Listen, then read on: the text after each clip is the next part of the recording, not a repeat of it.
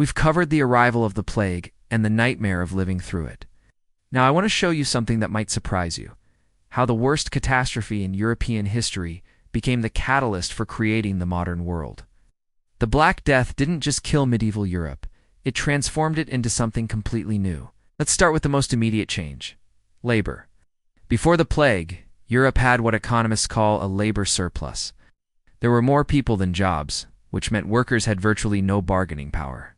Peasants were tied to the land through serfdom, craftsmen worked for whatever wages they could get, and social mobility was almost impossible. Then suddenly, between 30 to 60% of the population was dead.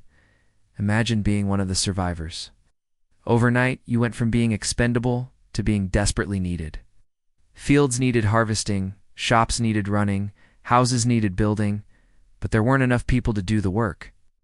For the first time in centuries, ordinary workers had leverage.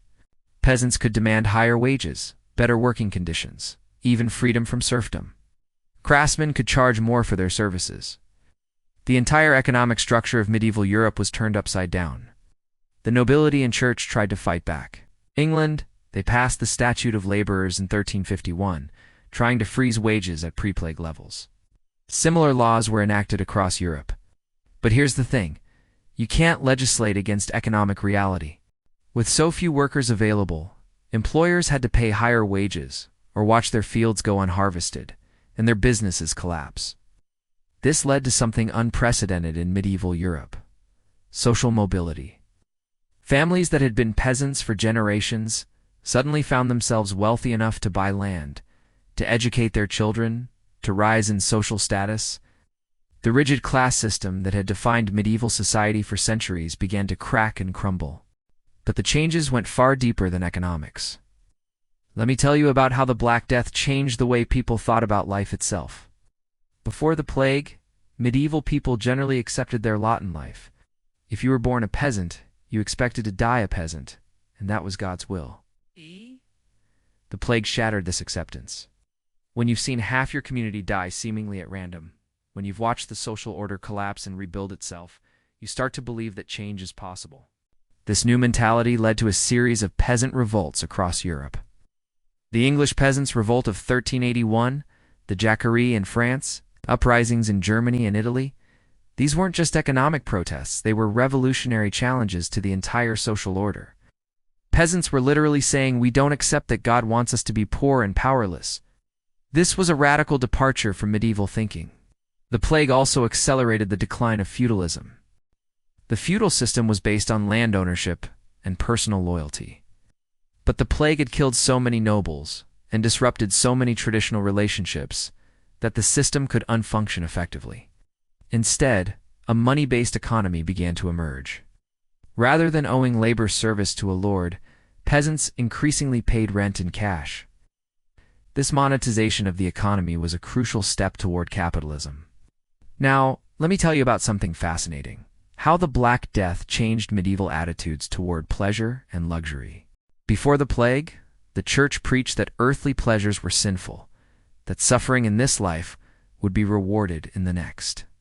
But when you've seen entire communities wiped out, when you've watched devout Christians die horrible deaths while sinners survived, that theology becomes hard to accept. Survivors often developed what historians call a live-for-today mentality. If death could come at any time, why not enjoy life while you could?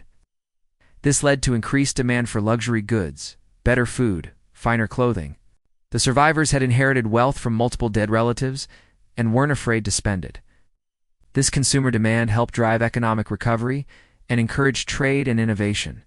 The plague also had profound effects on art and culture. The medieval period's optimistic Christianity gave way to a more complex, darker worldview. Artists began depicting death more realistically, creating works that showed skeletons dancing with kings and peasants alike. The famous Danse Macabre theme. This wasn't morbid fascination. It was a realistic acknowledgement that death was universal and unpredictable. But here is where it gets really interesting. This confrontation with mortality also led to a renewed interest in life, in human potential, in earthly achievement. I guess, if this life might be all you have, then you'd better make it count. This attitude would become central to Renaissance humanism. The same plague that killed millions also gave birth to the intellectual movement that would produce Leonardo da Vinci, Michelangelo, and Shakespeare. The technological and scientific advances that followed the plague were remarkable. Labor shortages encouraged innovation. If you don't have enough workers, you need to find more efficient ways to do things. This period saw improvements in agricultural techniques, the development of labor-saving devices, and increased investment in water mills and windmills. The printing press was invented partly because there was increased demand for books from a newly literate merchant class. The Black Death also fundamentally changed European medicine. The complete failure of medieval medical theory during the plague forced doctors to begin observing and experimenting rather than simply following ancient authorities. This was the beginning of empirical medicine, the foundation of modern scientific method. Religious changes were equally profound. The Church's moral authority had been severely damaged by the plague. People had watched priests flee their posts, seen religious communities dissolve, witnessed the failure of prayer and penance to stop the disease. This didn't make Europe less religious, but it did make religion more personal and less institutional. This would eventually contribute to the Protestant Reformation. The plague also changed European attitudes toward death and disease. Medieval people had generally seen illness as God's will, something to be accepted with resignation. Post-plague Europeans were more likely to fight disease, to seek medical treatment, to believe that human action could make a difference. This more activist approach to health and medicine would have lasting benefits. Perhaps most importantly, the Black Death broke medieval Europe's fear of change. Before the plague, tradition and stability were the highest values. Change was dangerous, innovation was suspect. But plague survivors had lived through the complete collapse and rebuilding of their society. They knew that change was possible, that the old ways weren't necessarily the best ways, that human beings could adapt and create new forms of organization. This openness to change would prove crucial in the centuries that followed. It enabled the Renaissance, the Age of Exploration, the Scientific Revolution, and ultimately, the Industrial Revolution. The same catastrophe that killed a third of Europe's population also freed the survivors from medieval limitations and gave them the confidence to create the modern world. So here's the paradox of the Black Death, history's greatest. Demographic catastrophe became the foundation for Europe's greatest achievements. The plague that seemed to herald the end of the world actually marked the beginning of a new one. Medieval Europe died in those plague years, but from its ashes rose the Renaissance, the Enlightenment, and eventually the modern world. That's the ultimate lesson of the Black Death, that even the worst catastrophes can become catalysts for positive change. But only if the survivors have the courage to build something new, rather than simply trying to rebuild what was lost. The medieval Europeans, who lived through the plague, did exactly that. And we're still living with the consequences of their choices today.